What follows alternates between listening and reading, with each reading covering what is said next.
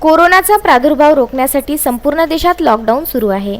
यामध्ये सर्वत्र संचारबंदी असताना खामगाव येथे अवैधरित्या सर्रास दारूची विक्री सुरू आहे। पोलीस प्रशासन सुद्धा यावर नियंत्रण मिळवण्याकरिता प्रयत्न करीत आहे। याच पार्श्वभूमीवर मोहफुलांची विक्री करणाऱ्या गोडाऊनवर पोलिसांनी छापा मारून 17 लाखांचा मुद्देमाल जप्त करून गोडाऊन मालकासह 5 जणांना ताब्यात घेतल्याची घटना खामगाव येथील टिळक पुतळ्याजवळ घडली। खामगाव येथील 72 वर्षीय ब्रिजमोहन होशियार गुप्ता व 52 वर्षीय विपिन गुप्ता हे दोघेही टिळक पुतळ्याजवळ त्यांच्या घराजवळील गोडाऊन मधून छुप्या पद्धतीने मोहफुलांची विक्री करत असल्याची गुप्त माहिती पोलीस अधीक्षक हेमराज सिंग राजपूत यांना मिळाली व त्यांच्या मार्गदर्शनाखाली खामगाव शहर पोलीस स्टेशनचे ठाणेदार सुनील आंबुलकर यांनी त्यांच्या पथकासह छापा मारून ब्रिजमोहन गुप्ता व विपिन गुप्ता यांना रंगेहात पकडून गोडाऊन मधून 468 पोते मोहफुलांसह अंदाजे 17 लाखांचा मुद्देमाल जप्त केला आहे।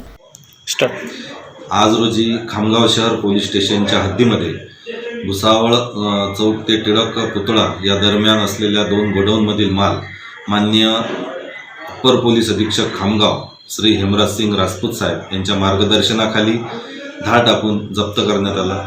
सदर ठिकाणी अवैधरित्या मालाची विक्री केली मोहफुलाच्या मालाची विक्री करण्यात येत होती। या दोन्ही गोडाऊनवर धाड टाकली असता मोठ्या प्रमाणावर माल त्या ठिकाणी मिळून आला आणि विशेषतः जे दारू गाळणारे लोक होते त्यांना तो माल विक्री केला जात होता। अशा दोन्ही ठिकाणावरून जवळपास 16,24,000 रुपयाच्या मोहफुलाचा माल ताब्यात घेण्यात आलेला आहे, जप्त करण्यात आलेला आहे आणि 5 आरोपींना सुद्धा ताब्यात घेतलेले आहे। मोहम्मद फारूक, विदर्भ न्यूज, खामगाव।